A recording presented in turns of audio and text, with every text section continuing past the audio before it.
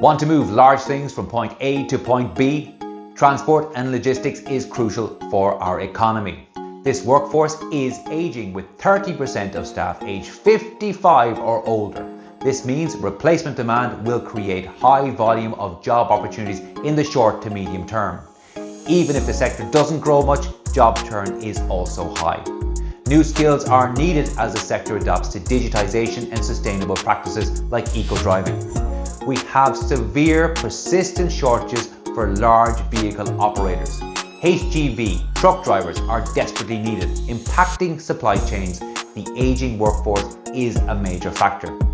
Bus and coach drivers, significant recruitment campaigns are running, but turnover and expansion still lead to shortages. The lack of drivers is limiting employment growth in these vital areas. Working conditions and competition from other industries make recruiting drivers difficult. Global supply chain challenges and fuel cost fluctuations add complexity. If you join, you must be willing to embrace upskilling in areas like digital logistics and eco-driving. If you have a clean license and aren't afraid of an Arctic truck, you're the hero we need. Come drive the world forward, or at least deliver the next pallet of necessary goods.